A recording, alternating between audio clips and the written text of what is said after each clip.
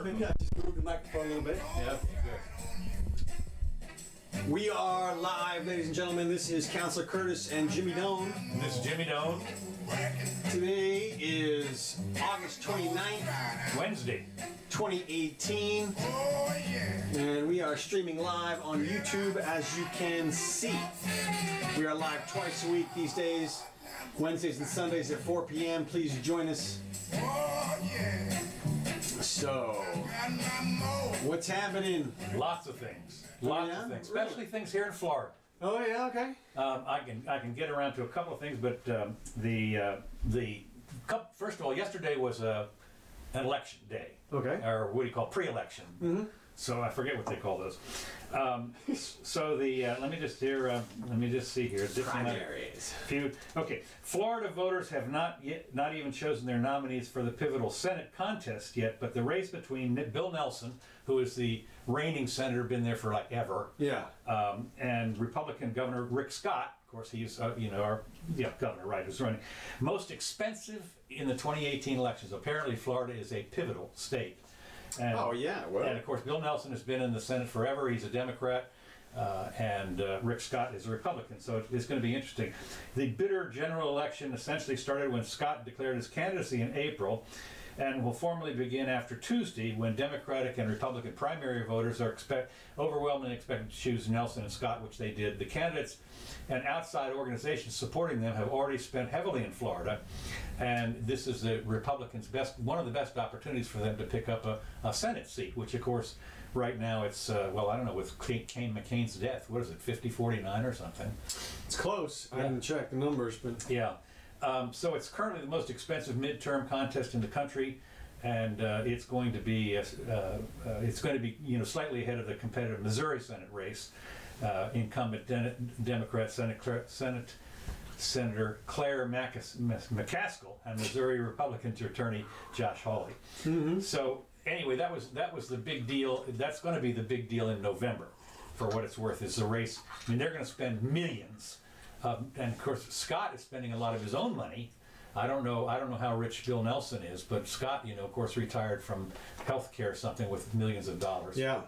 And a big scandal about that. But okay, another stunning result. Tallahassee Mayor Andrew Gillum, 39, stunned his opponents with an upset victory Tuesday amid the highest turnout for a midterm primary election in Florida history. Now, Gillum overwhelmed Graham in Democrat-rich Miami-Dade, Broward counties by more 2-to-1 margin. The charismatic and proudly liberal Gillum ran to the left of his rivals, according to the Miami Herald. Despite being vastly outspent, his message of social justice and uplifting the downtrodden won over Florida's growing diversity. Now this is what's great about this. Following her loss to Gillum, Graham, I forget what her first name is, called to congratulate him, saying, "Andrew, you got out and won this thing." Now, this shows you, this guy, we're going to follow this up, and he is in the mold, at least maybe even to the left of Ocasio what's-her-face. I looked through his policies, and yeah, we can talk about him. I don't know if he's that far, but he's definitely embracing socialism on several levels. His progressive agenda includes support for a $15 minimum wage and Medicare for all, as well as a vehement opposition to the Stand Your Ground defense law, which indemnifies people who use force without retreating against threats or perceived threats. Gillum said if elected, he would increase Florida's corporate tax to 7.75%, up from the current 5.5%, and of course that's a 40% increase. But it means that another $1 billion is going to come out of the private sector to be spent on Florida. So I mean, you mean into the public sector? Yes, into the public sector, right? From the private sector. That's right. So anyway, he won in spite of the fact that there's an ongoing corruption probe. Apparently, there's some people that he was mayor of Tallahassee, and of course, which is kind of interesting because Tallahassee is a university city like Gainesville, and it's avowedly liberal. I mean, it's just here in Gainesville, of course, they're whelping. They want to have a sanctuary city and everything here. So anyway, the possible corruption at City Hall. Apparently, what happened was some of the money. I forget what it was, but there's some kind of Russians. No, yeah, the Russians, right. Always the Russians. No, there's some kind of thing that was for the poor people, and apparently some money like disappeared. There were some advocates, some money, government money that was supposed to go. Trust fund. Yeah, well, no, not quite, but apparently there was some money that disappeared. So, so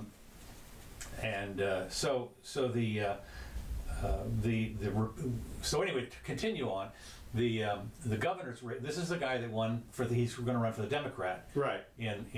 Now, interestingly enough, the Republican was won by Representative Ron DeSantis, the Republican nominee for governor, who warned Floridians, now this is really great, not to monkey this up by electing Tallahassee Mayor Andrew Gillum. That's not what he said, though. It isn't? No. Oh, what did he say? No, he said, don't monkey this up by going into socialism. Okay. He wasn't even talking about the guy. Right. Right then.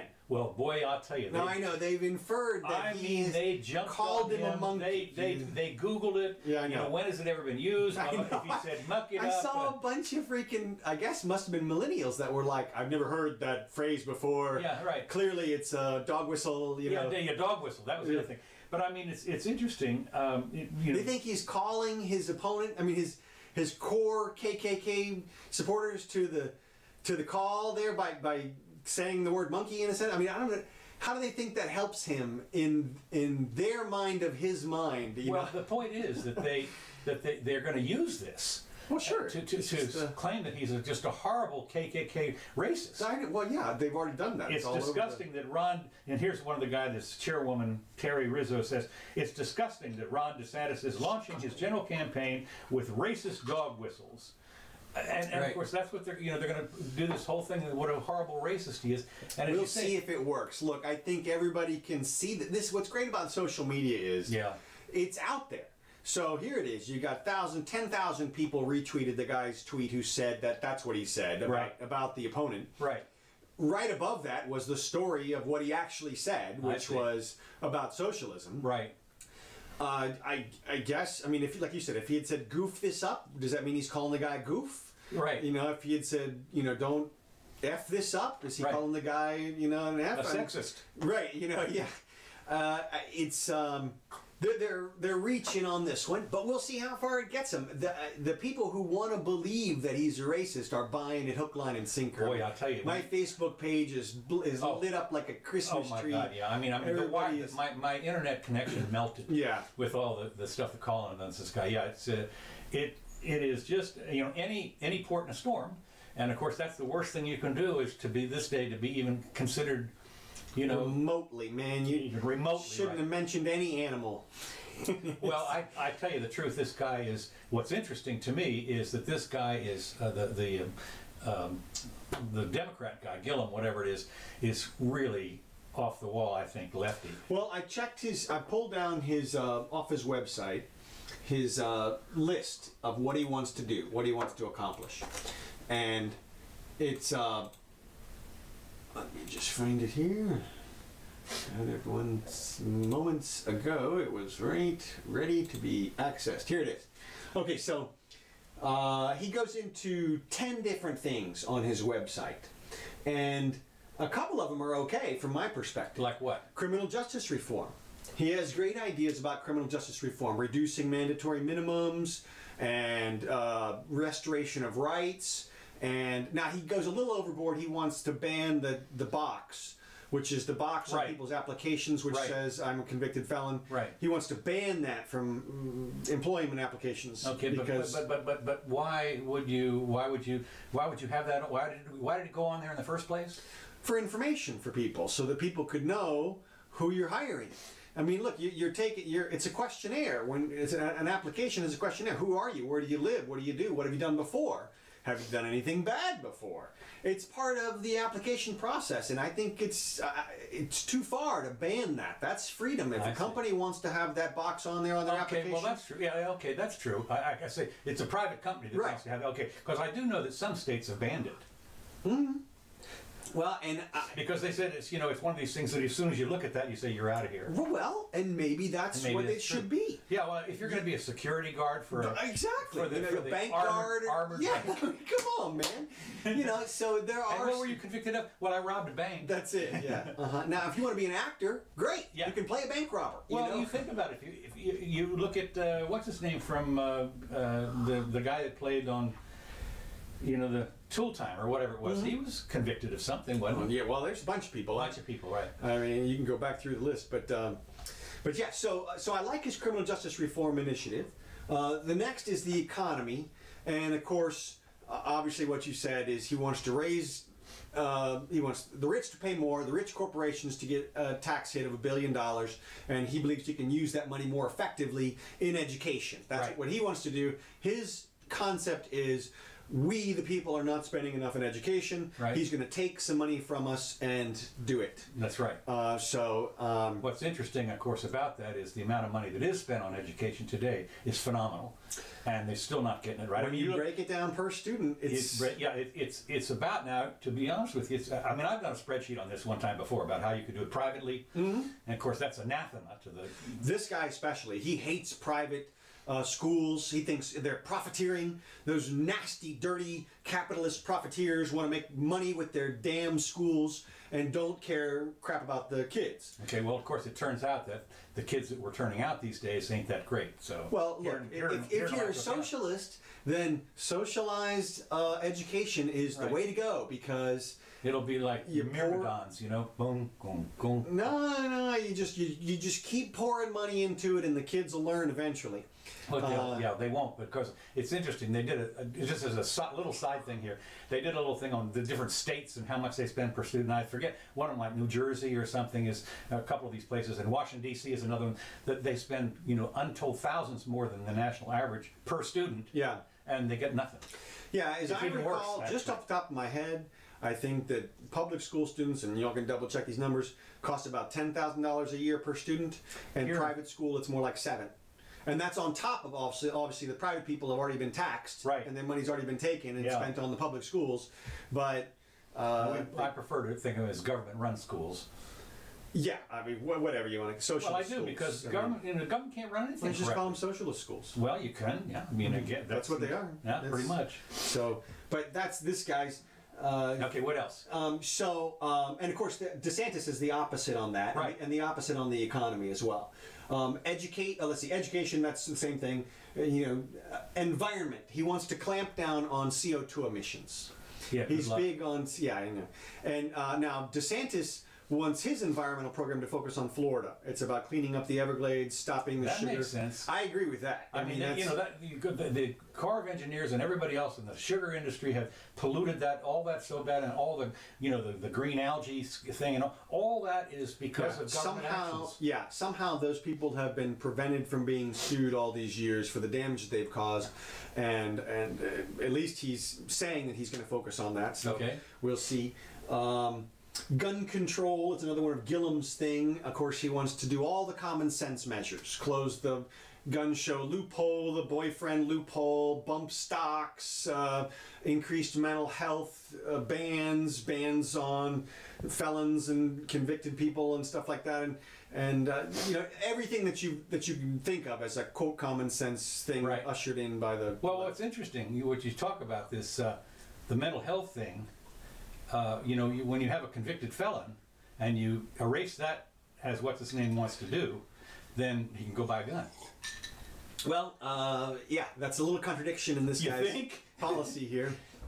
But he probably still have it for felonies or something. Healthcare, of course, Gillum wants socialized medicine. Socialized medicine, free. It's a right, as far as he's concerned. It's a right. As soon as you're born, some doctor owes you some care. Somewhere you can get the government to force. Now, of course, the fact that this doctor is $200,000 in debt and has been in medical school for 8 years plus. Well, they're going to pay the doctor. They're going to take the money from the people, and they're going to pay a doctor to help you because that's your right. Okay, that's your right. Yeah, so it doesn't matter what's wrong with you, and so I guess unlimited amount of money can go into healthcare. Unlimited. Unlimited. I mean, I want to be immortal, so let's work on that. Yeah. I mean, come on. Immigration. He's got something called the Keep Families Together Act. I read through the summary of it. It seems pretty aspirational. It's basically says whenever they're going to separate a family, a child from an adult at the border, some person has to make a further determination. They put another person. We want a person, a judicial expert. But this is in Florida, right? Well, yeah. I mean, technically, he can't do much to the federal policy. No, that's what I'm saying. But here in Florida, I mean, the only people we get coming here, quote, illegally, I mean, or maybe coming in on a boat or something. Yeah. So, I mean, it seems as though he wants to make it a Florida law that you can't separate these. He wants to impinge upon the federal immigration policy with just an overseer, an ombudsman type. Okay, but let me tell you what's really bad about this. You talk about breaking up families, it's the welfare system. The simple fact is that fathers, even here in Florida, have no incentive to stay with the family. You talk about breaking up the family, we have single mothers, millions of single mothers trying to raise their kids, and that family is broken up. Now you want to put families back together again? About from the tax codes. Yeah, that's what I'm saying. That's from the tax codes. So you, here in Florida, you would change that tax code right. to what you could in order to eliminate the welfare that we pay to keep families apart. Right. And those are the families that matter the most to me, are the ones that are because a mother trying to play having been this way, having had my father die when I was very young, raised by my mother, things happen. They're not that great. Now, fortunately, I had an uncle and all that kind of stuff, but still, my point is the mother to pay both the father and the mother, it's just impossible. And so what you need to do is, if you want to keep families together, that's where I would look. Well, of course, what the counter argument to that is, if the families are going to split up anyway, and you don't have the welfare system there to support the single people, then they're just out on the streets. Yeah. And there's an incentive not to get broken up. That's your incentive, isn't it? No, seriously. When you think about it, when I was growing up, there was a tremendous incentive to stay together, and almost no matter what. Now, to be sure, there was a little more spousal abuse in those days. Nothing like Saudi Arabia, but still, there was some, and some child abuse and stuff like that. But as far as the family standing, at least there was a father figure, depending on how you look at it. So that would be the thing that, as far as I'm concerned, that's one of the major problems in the United States today. Well, and that could be, obviously, this guy's talking about immigration here. When he's talking about that, he's talking about the whole border issue with all that stuff. We don't have much of a border with Mexico. Not really. But what's next? LGBTQPA, equal rights. He wants, which fine. I mean, I don't know what. I guess bathrooms. I'm not sure. I think he women in football. High school football. No, I think it's like equal pay, or I don't know, extra additional ways to sue or something maybe. Okay. It's unclear from the. Well, this is what's interesting about this, of course, is when you see additional ways to sue. I've seen this already. I forget what it was, but there was somebody here recently that had a Dilbert cartoon up in their cubicle, and they got sued by the ladies because they thought it was offensive. And basically, the guy got fired and had to pay money. That kind of stuff. Yeah, I mean, in other words, if you're going to open up that Pandora's box, to my way of thinking, is you really opening it up. Yeah, it's hard to say what the policy is from. Well, that's the other thing. What is going to be the policy? Well, right, and all I can infer from that is that he's pro that group. And where he feels that group's rights are marginalized, he's going to work to equalize them or something. We're going to talk about that here in a minute. Go ahead. So then Puerto Rico, he wants just additional assistance out there. I don't know why he's made that a thing, but I mean, because most of his votes were from Miami and Broward County. Oh, yeah. No, he was 2-1 down there. Yeah, okay, well, then that makes perfect sense. No, that's why he won. I mean, the overwhelming vote in Miami-Dade, Broward. That always pretty much controls the Florida. I mean, that's where most of the people are down there. Well, he apparently appealed to him. Well, to me, you can't help Puerto Rico much without repealing the Jones Act. Right. As soon as you do that, it's going to change everything. Right. Paradigm shift, huge cataclysmic change. It also helps Hawaii. Yeah. And so why not do that? His last thing is women's rights, and again, just more enhanced ability to sue type of things for pay equality and sick leave and child leave and all kinds of stuff like that. He just wants more, like I say, ways to sue for them. When you contrast that to DeSantis, of course, the economy, education is the opposite. Immigration is the opposite.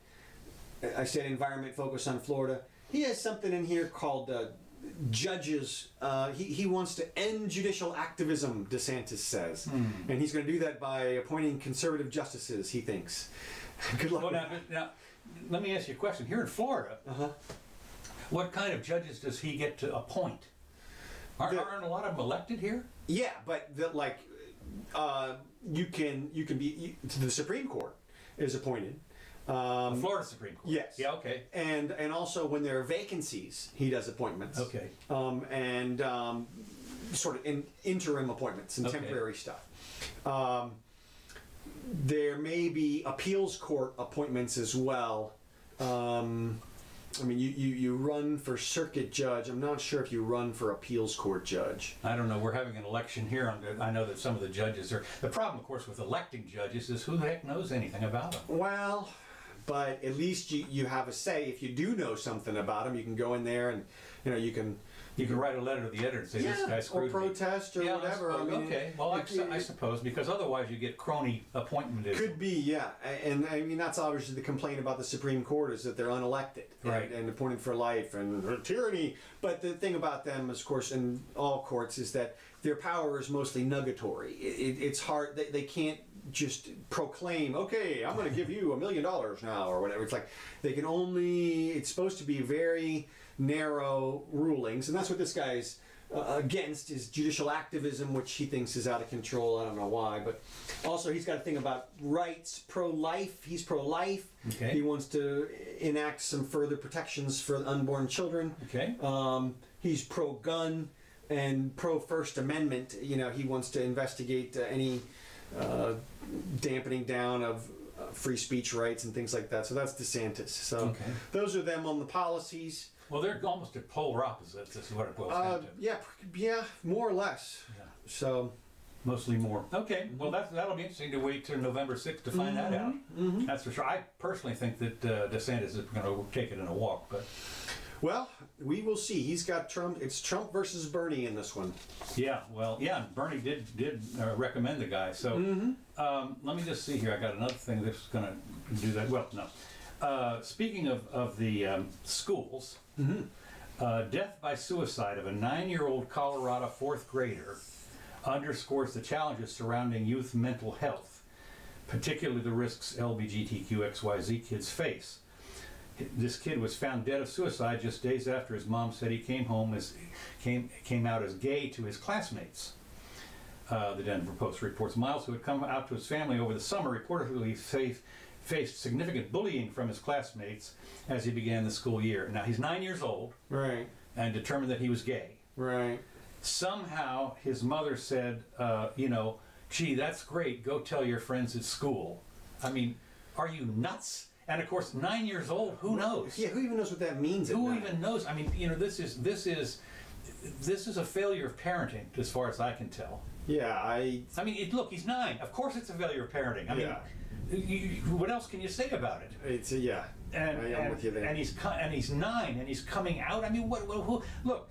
When I was 9, I remember, thinking, I'm not going to go into any great detail here, but, the difference between the sexes was what, I mean, I played games and ran around and rode my bike and, who cares what, I mean, it was just... Yeah, exactly. It was video games and girls. Well, I didn't have video games. Right, well, I did. So it's a little hard to understand, but apparently there's been a surge in under 10-year-old suicides. What gets me is that and one of the comments was this, and I believe this, that he was probably abused. This kind of stuff. People, Yeah, it wouldn't surprise me. Wouldn't surprise me at all. I mean, the simple fact is the bullying just was on top of. How do you even know to commit suicide at 9 years old? Yeah. I mean, what do you? Yeah, what is death at 9 years old? You've just seen your first dog die or something. The bird outside. I mean, what? I just you know what you didn't hear about. You didn't hear about the mom. And of course, you didn't, I mean, not much about the mom. Right. She was always there. But you didn't hear anything about a father. Right. No father? Whoa, wait a minute. We just talked about this. Well, I'd be curious to know if the child has any siblings. If they do have siblings, my guess is the Department of Children and Families in that area is all over them, because if a child goes down in a family, they hawk that family to make sure that the other kids aren't going down too. Well, So- yeah, of course, like they can do anything about it. Well, they I have mean, a pristine record. Well, no, I mean their record's hideous, but if they're going to be used for anything, it's a situation like that. It's where there's actual impending death or serious Yeah. abuse.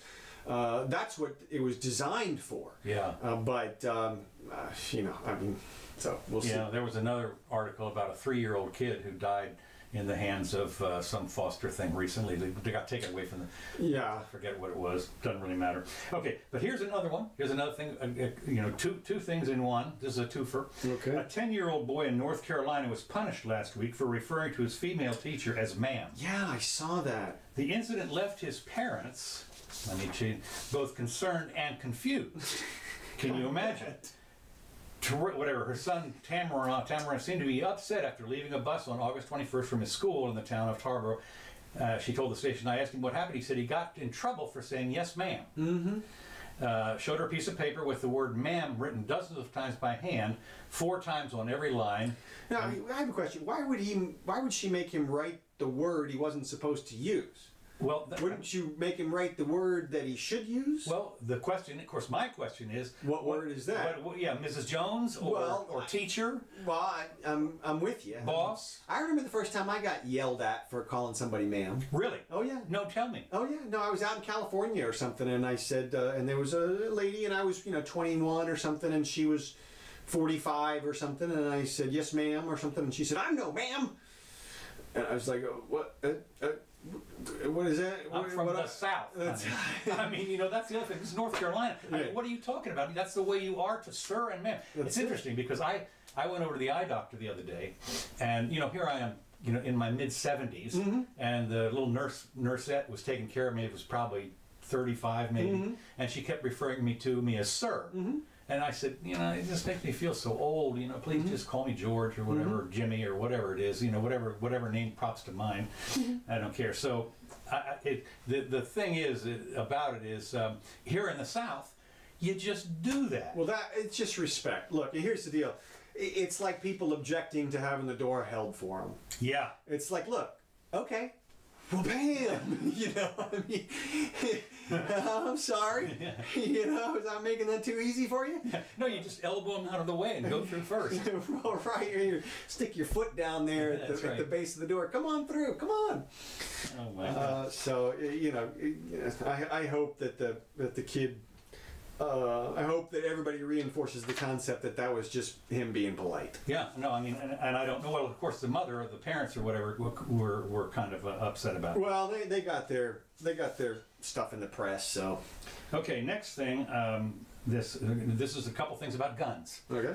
We had a big deal here in Florida, in Jacksonville, the other day. Yeah.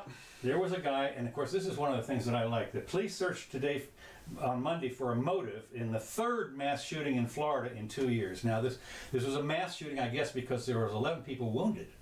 Oh, okay. And 2 people died, I think, and there were some people that were wounded. So that I guess that constitutes as a mass shooting. Sure. Okay. Before the gunman killed himself in a video game tournament. What had happened is the gunman, identified as David Katz, 24, of Baltimore, was a disgruntled gamer, angry because he lost Sunday's tournament. This is a big tournament deal that apparently this Madden Electronic Arts sponsors kind of all over the country. Where they have these games, and there's like 100 people or 200 people that sit in this one room. In Korea, of course, is a big thing on TV. It's like WWE, for God's sakes, in some of those Eastern countries. That's the show tonight, is to watch the gamers go nuts. So anyway, he lost, and of course he'd bought the gun in Maryland, and he came and was down here at the thing, and went outside, and apparently it was a handgun, apparently, and he opened fire and killed 2 of the people that were gaming against him. But they were searching for a motive.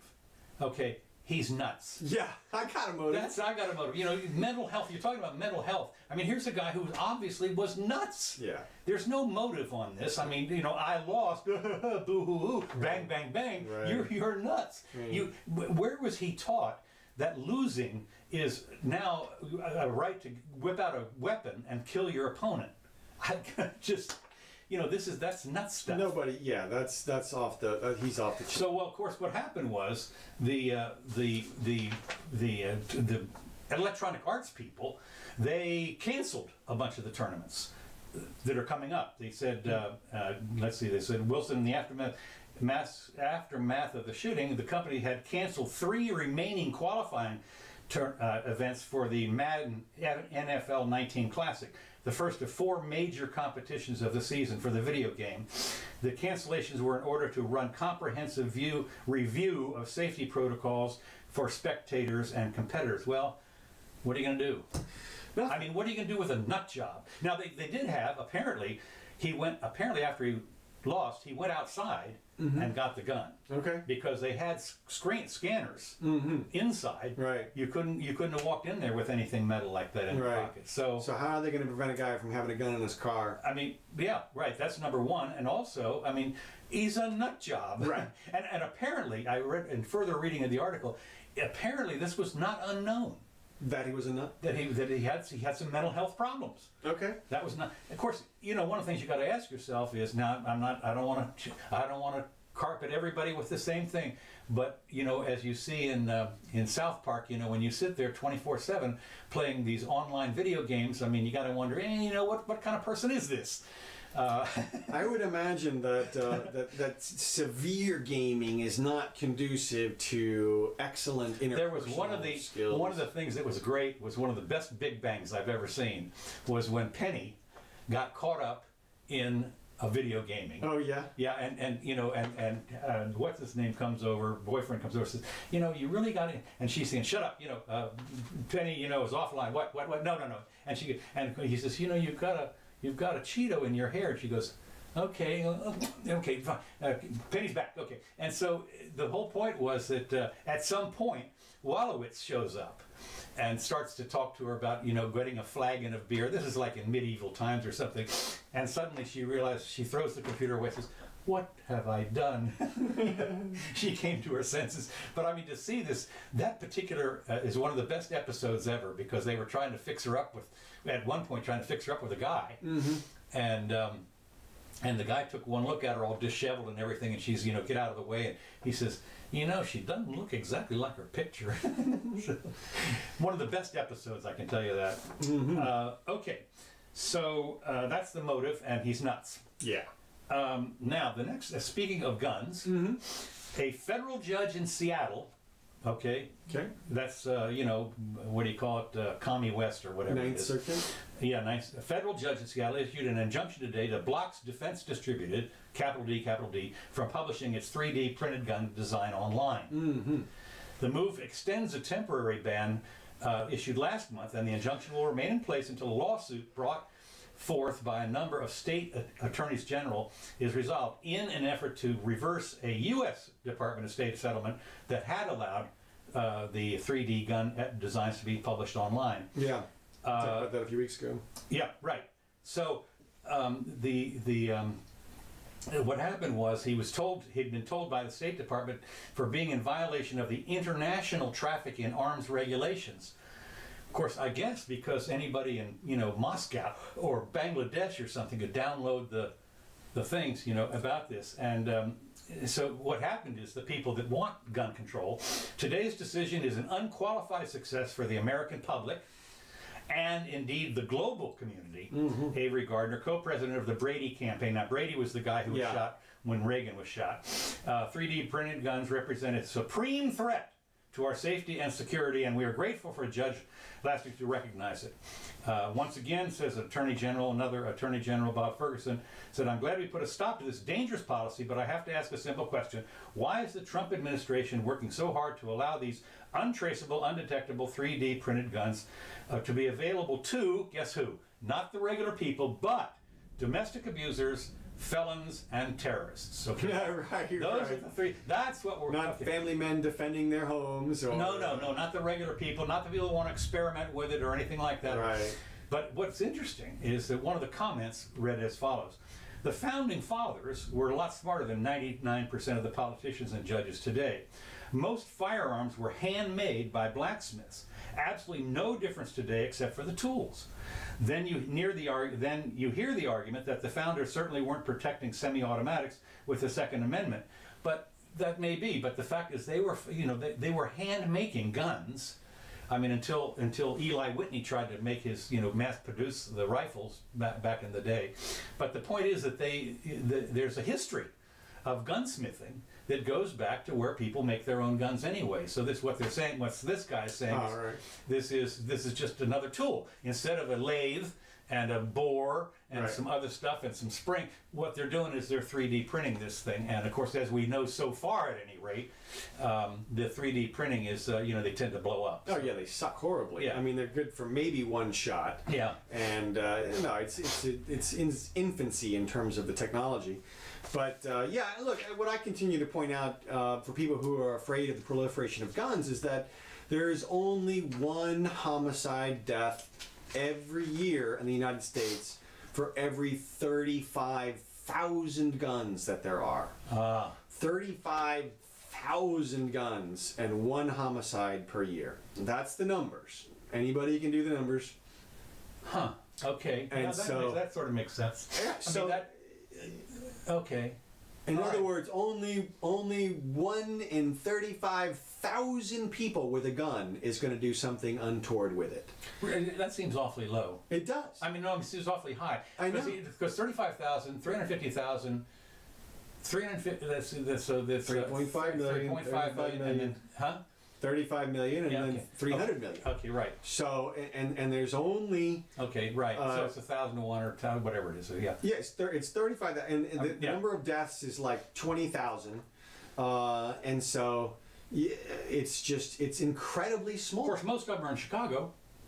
Well, there are pockets. There are pockets. Almost every Monday now, I get a report that's how many homicides were there in Chicago. Right. Yeah. I mean, it's like 50. Right. There are a lot. And look, most of those gun deaths that I just mentioned are gang related. Right.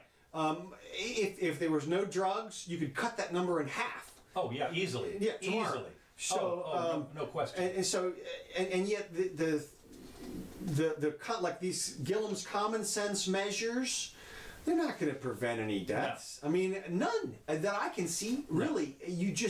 They're just not going to work. As I say, you've got nut jobs out there, for God's sakes. That's what you look at. Some of these people that obviously have serious mental health problems, and they were even known about. I mean, that was the crazy part. And then, of course, when you have, as with the shooting down south, when the deputies show up and hide behind a wall when the guns are going off, I mean, you just, well, what can I say? Okay. Let me just see here if I've got something else here that is of... There's two more things I've got. Okay. The diplomatic feud between Canada and Saudi Arabia means around 8,000 Saudi students studying in Canada will have to leave the country by August 31st, and that's like, tomorrow or the next day. So what's happened is, of course, there have been these huge garage sales all around the universities where these kids, because they got to get out of Dodge, they're on a scholarship from the Saudi government who's paying their way, and a lot of them are doctors and stuff like that. So anyway, they recalled the students, and here's how the feud came to be. Saudi Arabia announced on August 7th that it would withdraw students it had been sponsoring. And this is after Christina Freeland, Canada's foreign minister, criticized Saudi Arabia's human rights record on Twitter. So Twitter. Yeah, I mean, it was a tweet, okay? And so now, here's the result. They're so offended. And of course, one of the things thousands of kids have their educations disrupted because of a tweet. One of the things I've always said is that you can tell about how strongly somebody believes in their own belief by the reaction. That is to say, if you decide to go out and slay people for drawing a picture of the Muslim God or whatever, that means why is your fear here? Whereas if you can go up to a Catholic church and rail against Jesus all day long and nobody's going to say a word. And stab you with a cross. Yeah, that's right. Put a curse on you. That's right. That's right. You need to be. So anyway, So the Freeland was responding to the news the Saudi government arrested several activists, including the sister of a Canadian citizen. In response, Saudi Arabia expelled the Canadian ambassador, froze all new investment, and canceled all flights to Toronto. I mean, give me this, overreaction? No, no chance. Petty feud between nations, rulers. I mean, this is really. I mean, this is this what it gets to? I mean, is this really what happens? You think the eighth. It reminds me a little bit of the time that we canceled our guys in the Olympics going to right. 1984. Here are people that had worked their whole lives. Right. In fact, I have a brother-in-law that had worked his whole life to go, and that was his one chance. Right. Sorry, not going. Oh my God! It's just how do these people get away with this stuff? The leaders. I mean, petty. I mean, you talk about children. Oh my God. So, I mean, and you respond with childish stuff. That's the crazy part. Oh, you hit me. I hit you back. That's it. So it's just terrible. We'll show you. We'll crush the dreams of our students. That's right. And of course, the fact. I mean, here they are. They're bailing. I mean, I'd love to go to the garage sales up there. Oh man, the stuff's going for nothing. Yeah, I bet. Talk about a bargain. I mean, you got like 1 day left to go, or 2 days maybe, before they have to get out of Dodge, or get out of Toronto, whatever it is. Okay, I got one more thing. Okay. And this is one of my favorite people. He's on all the time. Robert Reich. Oh yeah. Former Secretary of Labor Robert Reich wrote in a new column that Donald Trump's presidency should be annulled. Annulled. If evidence emerges that he rigged the 2016 election. Now wait a minute. This goes on. Annulled. Now you do understand when they say annulled. He wants it wiped like they used to Photoshop out the pictures of Russian people. Right. Yeah. He wants the last 2 years or whenever they do the impeachment business. He wants everything that Trump has done to be as if it never happened. Well, that's easy. There will be 2 years at this point, a year and a half or whatever it is, of just it never happened. Right. All of 2017 and most of 2018, or maybe even by the time it gets to this 20, will be expunged from the record. What will happen is that you'll go to 2017 in the Encyclopedia Britannica, and then you go to 2020. Right. And if nothing happened, in the United States, nothing happened. I mean, the point is that when you annul, you're going to, of course, you annul, which of course is absolutely. He admitted. He said, well. The Constitution does not specifically provide for annulment of an unconstitutional bureaucracy, but read as a whole, the Constitution leads to the logical conclusion that annulment is an appropriate remedy. I mean, this guy, talk about a nut job.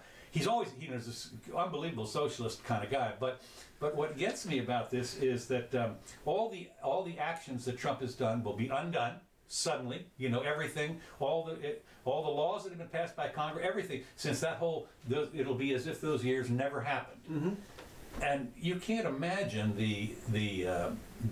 I mean, he doesn't think this thing through. Well, look, I think it's aspirational. He's trying to say how bad it is, so to speak. It's interesting because I don't remember anybody calling for annulment of Obama if they discovered that he was in fact born in Kenya, which would have been a violation of the Constitution. Right. But I think it's one of those things. I mean, look, he's got an argument to make from the standpoint of if we found out that the election was actually rigged and he actually won the election through rigging, then there's an argument to be made for annulment, but I think it's pretty weak. You can't. I think you'd have to just say, look, you just impeach him now. Yeah, you get rid of him. Yeah, I mean, because that's the other thing. You think about it. What would happen if a absolutely certified, guaranteed satellite photograph, whatever it is, of Obama being born in Kenya or wherever it was, not in the United States, okay? So, I mean, it is absolute proof. Right. Well, what happens? Just write it off. Right. I mean, the 8 years that he was there, you wouldn't annul anything. All that spending, you just take it back? Take it back, right. I mean, it's just... there's no way. I mean, the ship has sailed. It's gone. Oh, no, totally. But what is amazing to me, and all the lives that have been lost in the wars. Right, yeah. They all get back. They rise from the dead, ye people. I think when we were talking about mental health a minute ago, this guy qualifies. Yeah, he's reaching. He's writing this sensational article. Is what it is. He always comes out with pretty radical. Oh, he's totally off the wall. He's on Facebook, he's got his Facebook, he's on almost every day with his little whiteboard. Yeah. And about how this will do that. But he is, the consequences, the unintended consequences, he never goes through.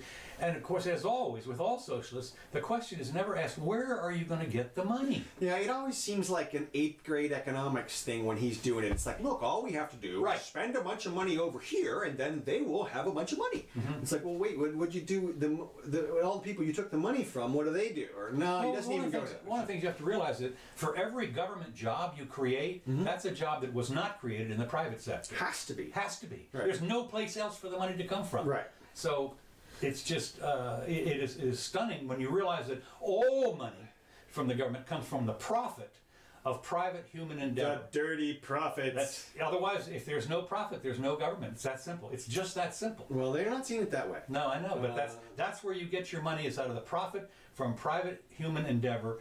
And you can't, like, for instance, if the humans are on a subsistence level, there's no taxes. You can't have unless you're going to kill people. I mean, subsistence means I got no room for anything else. And so you have to, you maybe have a capitalist thing where you've got a little savings, and they want to, and now of course, what's his name here wants to raise the capital gains, or the corporate capital gains, to 7.5% here in Florida, which will drive businesses out of this state so bad. Socialists do not perceive tax increases as being detrimental to rich companies. They figure those companies have margins. You got Bezos is making $100 billion or whatever it is. He's got plenty of money to dish out to all kinds of people. I was in an argument this week on Twitter with a girl from Australia who says, we have an $18 minimum wage, and that's awesome because, everybody just pays it, and nobody doesn't get a job that's not worth that. Everybody has jobs, and there's no companies that come there that would come there if there was money, if they could pay their workers less. Horseradish. I know. I mean, she just literally assumes that there's no negative effect. So my last question to her, and I'm still waiting for a response, is, well, why not raise it to $25 or $50 an hour or $100 an hour? Yeah. Is there any natural limit? And if there is, who's the best person to set it? My supposition is it's the business owner. Well, or unless it's some guy in government who knows, who can see all, and cares. Well, and more than that, they care. It's not just that they see, because from the socialist perspective, the rich capitalists see what's going on. They just don't care. They want the money for themselves, and they don't care about their workers or employees. Well, speaking of capitalists or whatever that want the money for themselves, I saw where Tim Cook, I think it was either him or Jeff Bezos, one or the other, just sold $147 million. Yeah, that was Cook. Was that Cook? Yeah. So I mean, he's now got $147 million that he didn't have before. And well, he had it in stock. He had it in stock, and of course he'd earned it and everything. But it's interesting because I'm sure that a lot of people will pounce on that and say, "We want some of that money."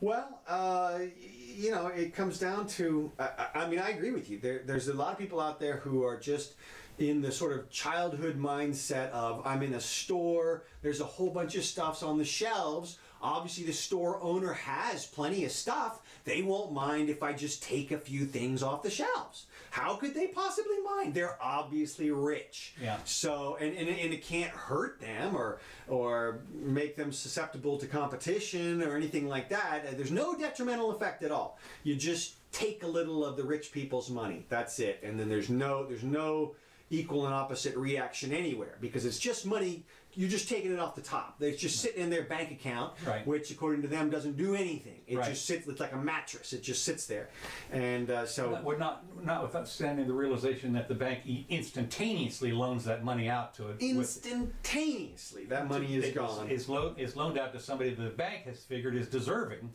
of the money, and they have a vested interest in making sure that it's a deserving person. Right.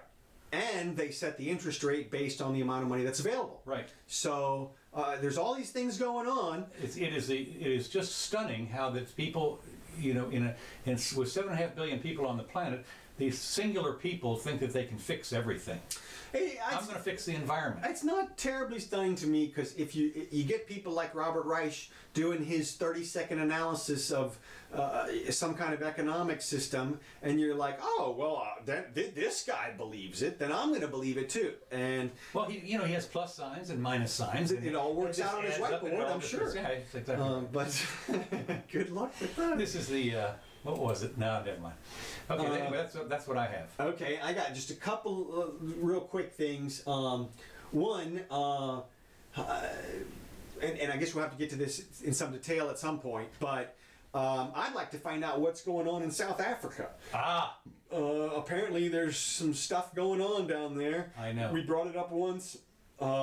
It's interesting because Trump tweeted out about it, and then everybody jumped on him, and then there's this double backlash. But I have a super liberal friend who is from South Africa, and I'm about to Facebook her again and see if I can get some information or something. You know who I haven't heard of?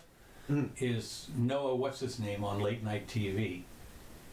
He's from South Africa. You mean the black guy on Daily Show? Yeah. Okay. Well, Noah. Trevor Noah. Trevor Noah, right. I'm kind of curious to know what his thinking is, number one. But number two, apparently they repealed, supposedly, in words only, they repealed the "we can take your land without compensation" part. Yeah, I've heard it. I've heard back and forth on that. Me too. I keep hearing you got fake news somewhere. In this day and age, every piece of news is suspect. Well, right. And you have to kind of wait until this. Unfortunately, you have to kind of wait until you actually see the bodies in the streets, I guess. Well, or you cross-reference the news sources, and at some point it gets to be a 2-to-1 or 3-to-1 margin of this story to that story, and then you can sort of believe the 3-to-1. Group there, I suppose. I mean, depending on how it's pitched, obviously, sometimes it's 3-to-1 and a bunch of bogus, crappy facts, and then the other guy, the one has great arguments and such. So you just have to be careful and check everything yourselves. But maybe we'll get into that and check that next time or something. Okay. We'll see. And then the only other thing I saw that somebody wanted to make a law that said that Tofurkey could not call itself meat.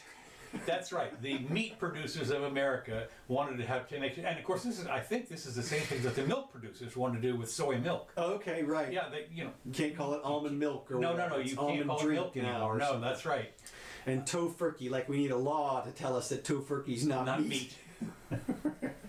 Yeah, of course it is. It's interesting because I would guess that given what the Food and Drug Administration says, there probably already is one. I mean, I would guess that you can't use deceptive advertising, supposedly. Yeah, look, at some level there is one. At some level, I mean, they're not. They can't say. So what they're trying to do is to stick it to the FDA, I guess, and to say, look, you need to make them take the word meat off their cover. Yeah, it's just it seems like an attack. Yeah. But, well, maybe what they do is they put the word meat in quotes. Right. You're right. That's one of the things. And then little tiny letters they put substitute. Right. meat like. Yeah. Well, it's what I call it. It's soy meat. Or soylent meat. Soylent meat, right, exactly. All right, well, that's all I got, too. Yep. So, pretty much right on time. How much did we drop? 5%. Okay. So, pretty good. I may upload another copy. I'll check it out and see. Leave your comments. Yep. So, join us again next time. If you Sunday at 4 o'clock. And we will be here, rain or shine. Yeah, today was rain. Yeah, we'll be here, rain or rain. That's right. It's pretty much the way it is here in Florida these days. So, thanks a lot. See you soon.